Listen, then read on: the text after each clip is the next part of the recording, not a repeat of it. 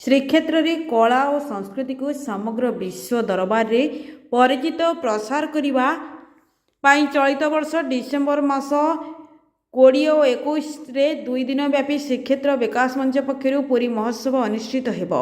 ए संपर्क में एक सांबादिक सम्मेलन में स्थानीय हाली रिसर्च सम्मेलन कक्ष अनुष्ठित होता। अनुष्ठान मुख्य पृष्ठपोषक राज्यसभा सांसद सुभाषिष खुंटिया संपर्क में कही श्रीमंदिर सहित जड़ित ओडिसी नृत्य, माहिरी नृत्य, गोटीपुआ नृत्य आदि प्रथम दिवस रे अनुष्ठित हो। द्वितीय दिवस रे जागा आखड़ा पक्षर मेढ़ आदि अन्य कला कौशल प्रदर्शित होगा सह भलीबल प्रमुख सांस्कृतिक कार्यक्रम अनुष्ठित हो बोली सूचना देते। अन्य मध्य अनुष्ठान सभापति विनोद चंद्र पंडा, संपादक लक्ष्मीनारायण पृष्ठी, क्रीड़ा संसदर संपादक रविनारायण प्रदिहरी प्रमुख उपस्थित थे। Report Odisha digital news. कारण सांसद महोदय अच्छी पार्लियामेंट काली समस्त को धन्यवाद देकरी मु बर्तमान प्रथम आमर प्रिय इंट्रोडक्शन हम बर्तमान श्रीक्षेत्र को विकास करने समस्त एकाठी होती।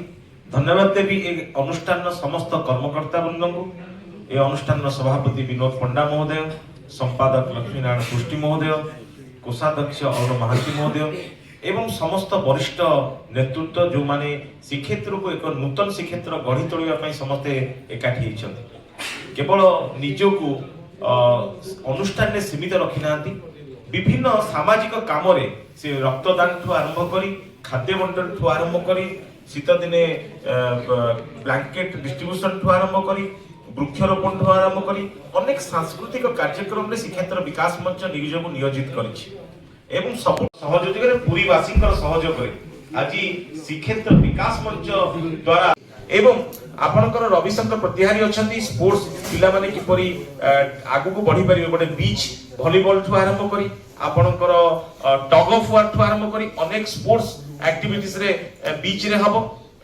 निहाती रूपे श्रीक्षेत्र पुरी एपरि एक जगह जोठी पर्यटन आ तीर्थ क्षेत्र मिलनस्थली, श्रीक्षेत्र श्रीमंदिर परंपरा एवं पर्यटकंकर बहुत परिमाण श्रीक्षेत्र को आसुचंती। सेतिपई दुईटी को नजर रखी तेणु मिक्स करी कार्यक्रम करा जायछि। प्रथम दिन ट्रेडिशन श्रीक्षेत्र श्रीमंदिर एवं जगह आखड़ा संस्कृतिर कार्यक्रम रहिबो।